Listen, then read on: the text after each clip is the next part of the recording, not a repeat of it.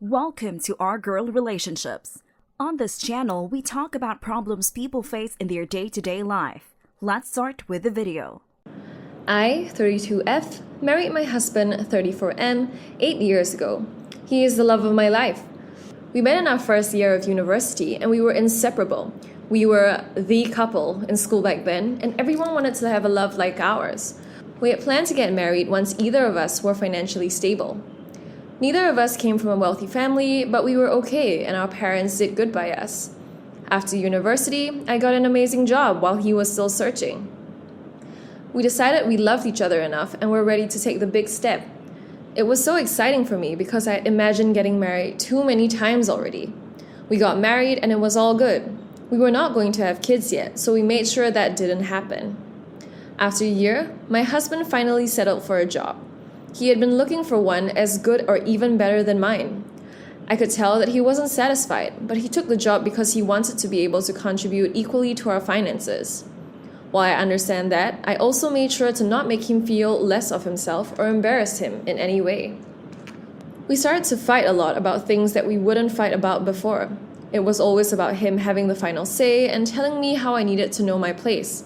Once, he blurted out about me feeling like I owned the world because I earned more money than him.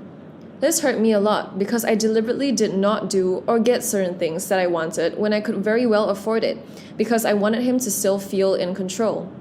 He didn't like to ask me for money, which is understandable, but going as far as blaming me for things that were not my fault was beyond me. I always knew that the reason for the fights were because deep down, he was insecure, despite all my reassurances, but he never said it until that day. From that moment, our relationship was never the same again. We became like strangers to each other.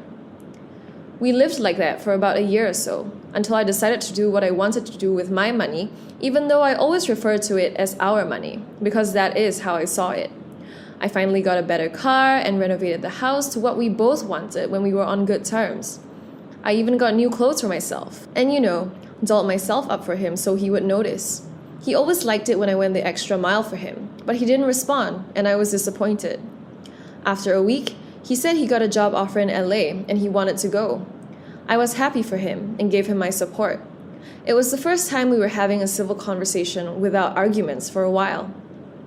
I was genuinely happy for him because I thought if he got the job, we could be happy again. He went for the interview, and that was the last time I heard from him. The so-called interview turned to disappearance. He packed very light, so I didn't suspect that he was trying to do something funny. I tried to reach him, but didn't get through. I checked if there were any plane crashes, but there was nothing to be worried about in that regard. I called his brother, who told me he was sorry, but I should let my husband go and that he was never coming back. That was ridiculous to me because I thought if he got the job, everything was coming back to normal. Instead, it actually took a turn for the worse. I was heartbroken, and I still am. 5 years have passed, and my mom calls me, and I can tell she is not saying something. We just have small talk and we say our goodbyes. The next day, she calls me to find out what my plans are for the weekend, and I tell her I'll be busy with work. And she tries to convince me to come somewhere with her, but she wouldn't tell me where or why. I agreed to go with her because I actually have Saturdays off. I just wanted to complete a project I was working on. On Saturday, she calls me to cancel plans. I still have that feeling that she is hiding something from me, so I confront her about it. She then tells me that my husband is back and he reached out to her. I was not expecting that at all. I was annoyed at her for trying to set me up with him without telling me first, after all he did to me. She told me that it was a wake-up call, and I needed to decide if I was going to stay married or get divorced so I could move on with my life. She said she thinks I should get back with him because she understands why he did what he did. Plus, he is super rich now, and I don't have to work a day in my life anymore. On Sunday morning, I receive a letter and I see it's from my husband. We didn't get a divorce because I couldn't bring myself to pursue it, and I didn't know where he was. Even though I knew that if I really wanted a divorce, not knowing where he was, it wouldn't have been a problem. I have mixed emotions about the letter. After 5 years, all he could do is send some stupid letter. My curiosity got the best of me, so later that evening, I read it. It was an apology. He said how stupid he was and how he regrets leaving me. He admitted that he was insecure and couldn't stand that I was the breadwinner of the family. He said he actually went for an interview and intended to come back, but he didn't get the job, and so he couldn't bring himself to face me. He asked if he could meet with me at a cafe near our house the next day. My mom calls, and she's so excited on the phone to ask when we are going out for a date. I'm confused at how she could care little about my emotional state and wants me to go out with him. She was more concerned about his wealth and said I could get back with him for that even if I didn't love him anymore, and that it would be a nice payback. I went for the meeting.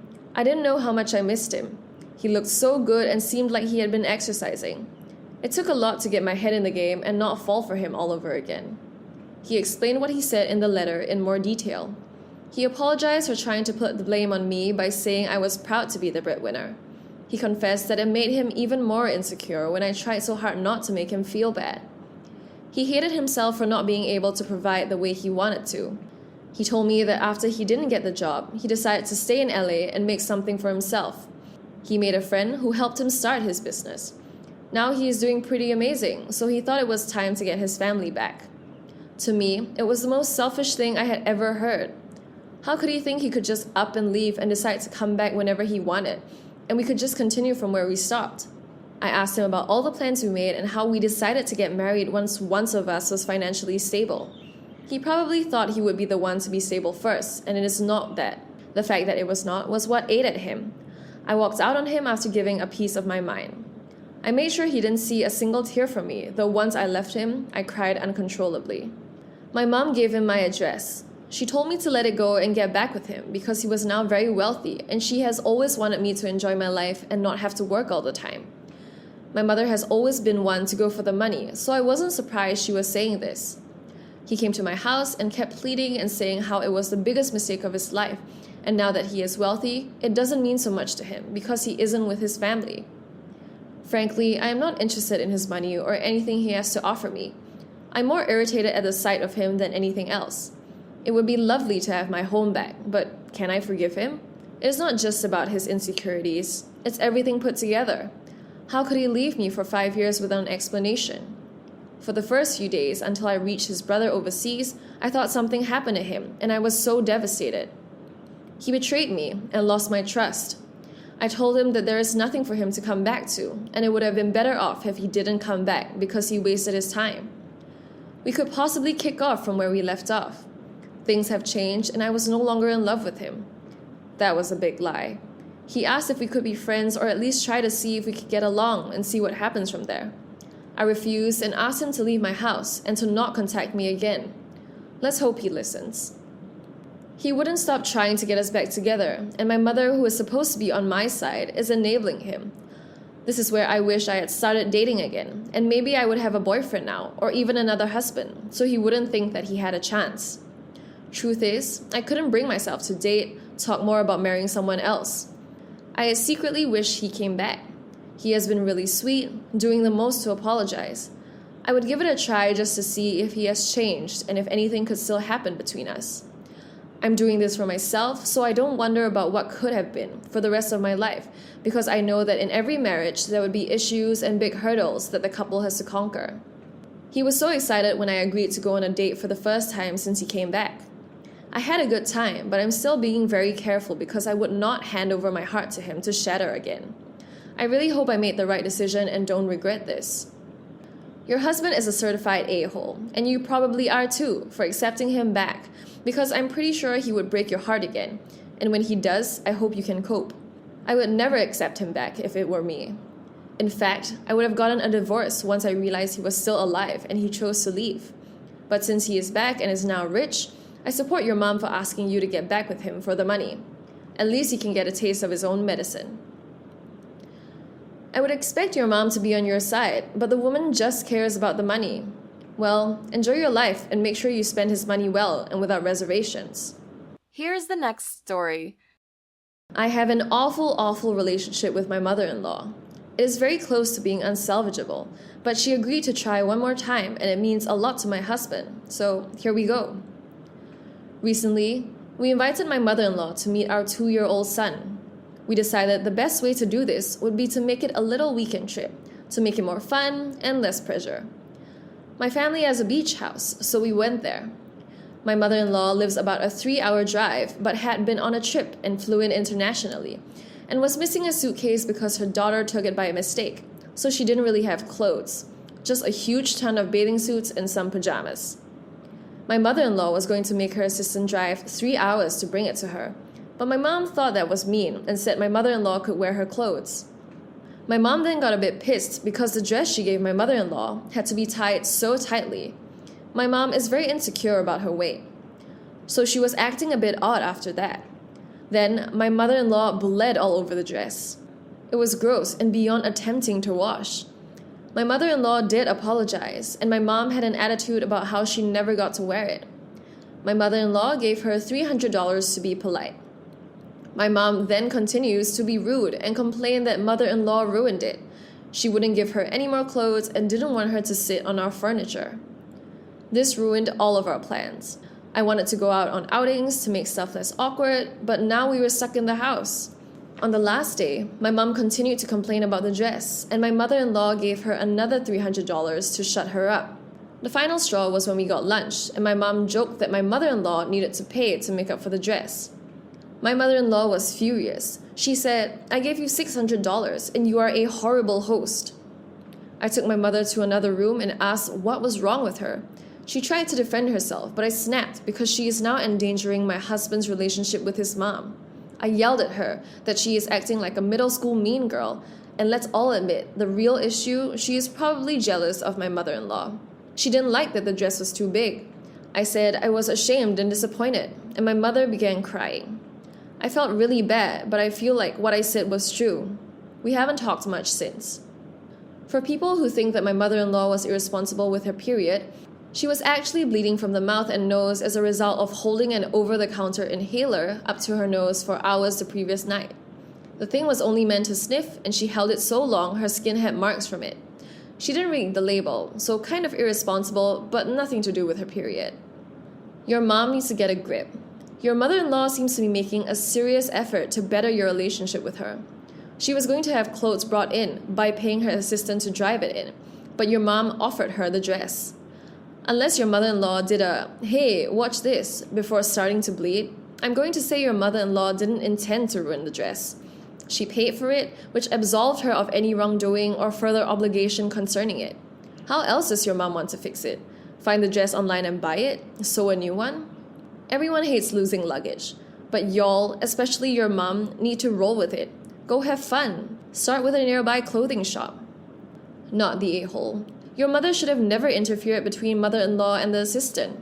I've worked in wealth-based services, and little one-offs like this are common and expected. Your mother was already passing judgment as mean, when I am assuming she has no idea what the assistant would have felt.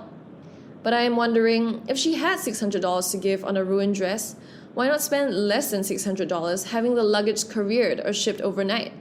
Here's the next story. Hey guys, I'm having issues with my wife of some 30 years about a problem which has apparently bothered her for a long time, but only now surfaced as a serious disagreement. It has to do with how I try to understand other people, especially our kids. What I do is incredibly irritating to my wife, and she makes a public point about objecting to it. Here's the typical scenario. The kids are late teenagers and young adults with their own views and takes on many issues. About current events, politics, their education, how they approach things, and what they see as important. So I'll ask them questions about their opinions, not trying to judge them or lead them anywhere, just so I can listen. I ask what I see as neutral and open-ended questions designed to let them express their views or knowledge so that I can understand who they are, what they know, and how they look at things. My wife considers this objectionable. If I ask my kids a question, say, about current events or a controversial subject or something they have studied in school, she will often interrupt them and insert her own answer into the conversation with what she sees as the correct response, whether it's a matter of fact or some particular point of view. When she does this, the kids clam up and let her speak. She is very strong-willed and not prone to give ground in any argument of any kind. I've been through this for years, so I just wait, then repeat the question for the kids, or ask my wife to let them answer for themselves. This sets her off. From her point of view, she says I am being condescending and manipulative by asking the kids questions that have answers that she thinks are obvious, or that I already know. In truth, when I ask the kids about something they are studying in school, I often do know the customary answer, in science or in history and so on. But what I am interested in isn't the correct answer. I'm trying to find out what my kids think is the correct answer, what they know or what their opinion is. I'm not looking for agreement or in an argument. I'm looking to understand my kids better by knowing what they think about things. I'm trying to describe this as I see it without coloring the disagreement with my own personal take on things. But it's become a serious issue between me and my wife. I can't talk to my kids without my wife interrupting to tell us what the correct point of view must be, and to criticize me for trying to get my kids to open up about their own thoughts and points of view. In a separate conversation, she doesn't see any opinion on this matter except her own as valid, and views any disagreement from me as vindictive and hostile. I honestly don't know whether what I do is socially unacceptable or not. I think I'm being reasonable, but I need to hear other points of view. Am I the a-hole here? Honestly, I would kill to have a dad like you. Someone who was interested in my thoughts, what I was doing, how I formed opinions. I'm actually feeling jealousy over someone's kids that I don't know. Don't let your wife take this away from you. Show her my post if she's aware you are posting here. Or tell her that your kids find it invaluable that you are getting to know them as adults. So many of us aren't this lucky. Not the a-hole. Your wife is controlling and thinks she needs to speak for other people and that they need to have her opinion as theirs. Tell her once to kindly let your kids speak for themselves and for her to stop answering for them. The next time it happens, just tell her to shut up. Not the a-hole. She is being manipulative by forcing her opinions on the kids. You are doing healthy parenting by giving your kids the space to form their own opinions about things. As late teenagers and adults, this is extremely essential.